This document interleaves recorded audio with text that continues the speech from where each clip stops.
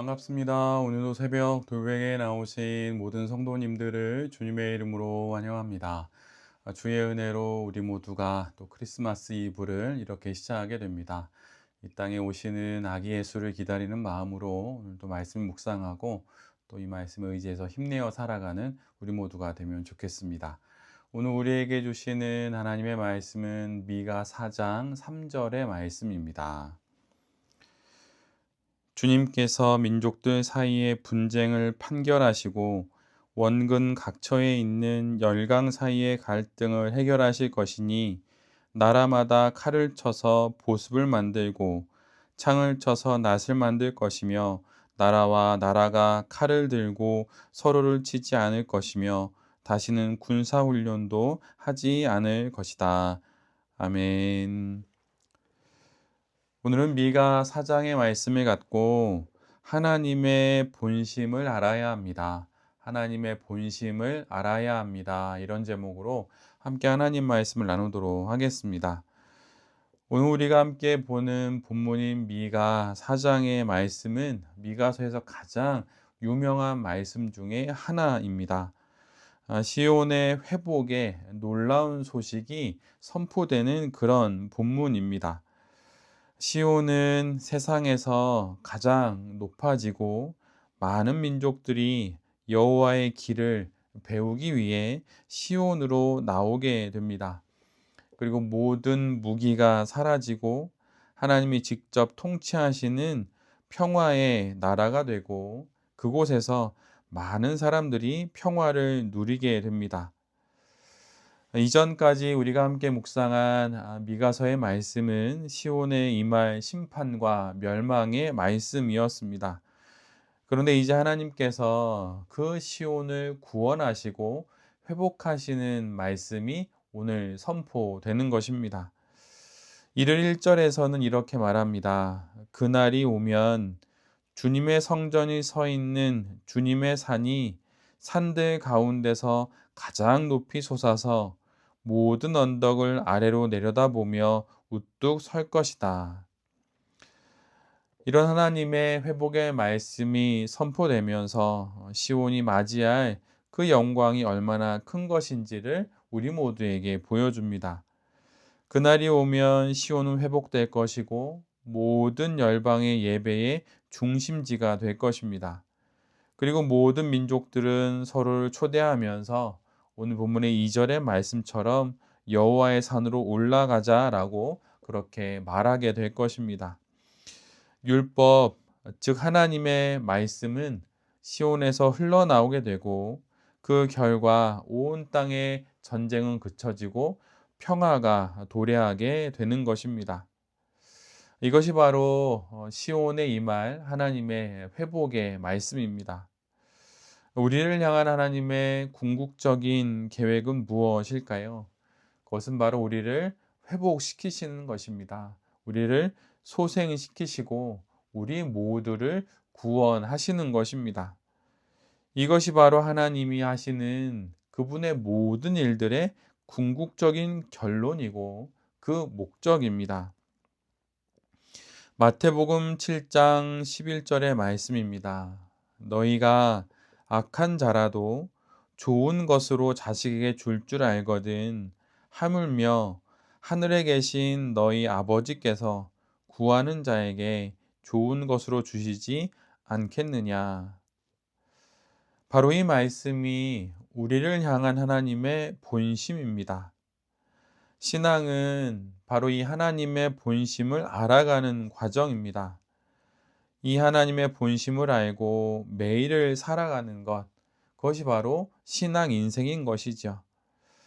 악한 자도 자기 자식에게는 좋은 것을 주려고 합니다. 그렇다면 좋으신 하나님은 어떻겠습니까? 당연히 우리에게 좋은 것을 주십니다. 하나님의 이 본심을 알고 매일에 겪는 여러 일들을 바로 이 안목으로 바라보며 살아가는 우리 모두가 되어야 할 것입니다. 결국은 하나님이 가장 좋은 것으로 이루십니다. 이 믿음으로 오늘도 힘내어 살아가는 우리 모두가 되기를 간절히 빕니다. 그날이 되면, 그 회복의 날이 되면 하나님은 우리를 이렇게 회복시키시고 또한 남은 자들을 다시 불러 모으실 것입니다. 비틀거리며 사는 백성을 내가 다시 불러오고, 사로잡혀 가서 고생하던 나의 백성 그들을 다시 불러오신다고 하나님은 말씀하십니다. 이를 개역 개정에서는 더욱 시적으로 저는 자와 쫓겨난 자를 다시 불러 모으신다, 이렇게 말씀해 놓고 있습니다. 그리고 여기서 그치는 것이 아니라 모인 이 모든 이들을 하나님이 강한 나라로, 강한 민족으로 세우신다고 그렇게 말씀하십니다. 시온에서 다시 하나님의 왕권이 회복되고 다윗의 옛 영광은 그리스도 안에서 완전히 새롭게 성취되어 이스라엘의 모든 백성들이, 하나님의 백성들이 강한 민족이 되는 것이지요. 성도는 세상 속에서 저는 자와 같이 되고 쫓겨난 자와 같이 되는 순간들을 살아갈 때가 있습니다. 그러나 하나님은 그런 우리들을 모아서 강한 민족으로 만드십니다. 그들이, 오늘 본문 7절을 보면 그들이 이역만리 타향에서 비틀거리며 살고 있으나 거기에서 살아남은 백성이 강한 민족이 될 것이다, 이렇게 기록되어 있습니다. 시련을 통해 연단된 우리는 결국은 하나님의 손 안에서 강한 민족이 되는 것입니다. 우리가 잘 아는 찬양 중에 약한 나로 강하게 라는 제목의 찬양이 있습니다. 그 찬양의 가사는 이렇지요. 약한 나로 강하게, 가난한 날 부하게, 눈먼 날 볼 수 있게 주 내게 행하셨네. 그런데 이 찬양의 원래의 영어 제목은 번역하면 주님께서 내 안에 이루신 것, 이런 뜻입니다. 주님께서 우리 안에서 이루시는 것이 무엇입니까? 지금 이루시고 있고 장차 이루시게 될 일이 무엇입니까? 그것은 바로 약한 우리를 강하게 하는 것입니다. 가난한 우리 인생을 풍요케 하시고 눈먼 우리의 눈을 열어 하나님을 보게 하시는 것입니다. 이미 하나님께서 우리 안에서 이 일을 하셨고 지금 하고 계시며 장차 하시게 될 것입니다. 지금도 하나님이 하시는 이 일을 바라보는 영혼의 눈이 우리 모두에게 있기를 기도합니다. 그럴 때 세상의 여러 가지 일들 앞에서 절망하지 않고 이 땅의 삶을 완주할 수 있게 되는 것입니다. 오늘 본문의 마지막 단락을 보면 선지자 미가는 이스라엘의 현실을, 지금의 현실을 산고를 겪는 여인에 비유합니다. 앞에서 말씀드린 모든 이 회복의 일들, 하나님의 그 본심이 담긴 그 놀라운 일들은 그냥 이루어지는 것이 아닙니다.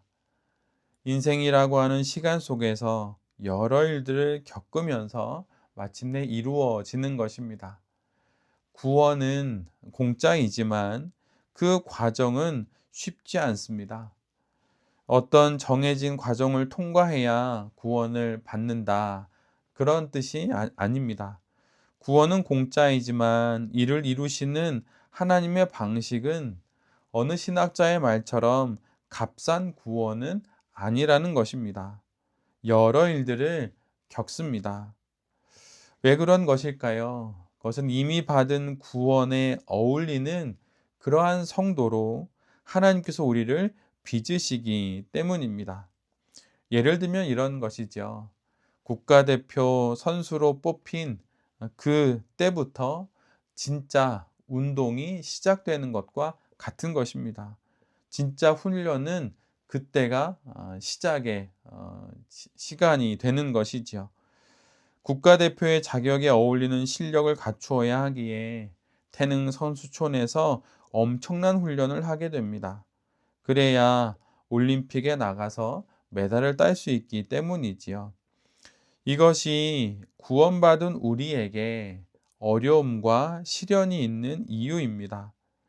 산고를 통해 생명이 태어나듯이 이러한 과정을 지나 우리를 새로운 피조물이 되게 하시는 것이 바로 하나님의 뜻입니다.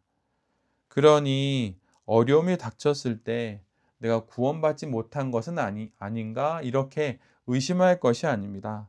어려움이 닥칠 때 당황하거나 놀라지 말고 드디어 훈련이 시작됐구나, 때가 왔구나라고 여기면서 그 시간을 잘 지나가면 되는 것입니다. 그리고 그 훈련과 그 시련의 시간 끝에 마치는 우리는 하나님 앞에서 우리가 받은 구원에 가장 어울리는 그런 성도가 되어 있는 것입니다. 오늘은 크리스마스 이브입니다. 이 땅에 오시는 아기 예수를 기억하면서 오늘도 주신 말씀 붙잡고 하나님의 본심을 알았으니 그 말씀을 잘 간직하면서 더욱 힘내어 이 하루도 살아가는 우리 모두가 될 수 있기를 간절히 기도드립니다. 아멘. 함께 기도하겠습니다. 주님, 하나님의 본심을 알고 살아가겠습니다. 악한 자라도 좋은 것으로 자식에게 줄 알거든 하물며 하늘에 계신 너희 아버지께서 구하는 자에게 좋은 것으로 주시지 않겠느냐. 하나님의 이 본심을 알고 이것을 마침내 이루실 하나님을 바라보며 오늘도 힘내어 살아가게 하여 주시옵소서. 주님, 우리를 강하게 하실 주님과 주님의 뜻을 믿습니다. 비록 우리는 약하나 우리 안에서 이루고 계신, 그리고 이루실 하나님의 일은 우리를 강건케 하시는 것입니다. 이 사실을 기억하며 오늘도 열심히 살아가는 우리 모두가 되게 하여 주시옵소서. 이 모든 말씀 예수 그리스도의 이름으로 기도드립니다. 아멘.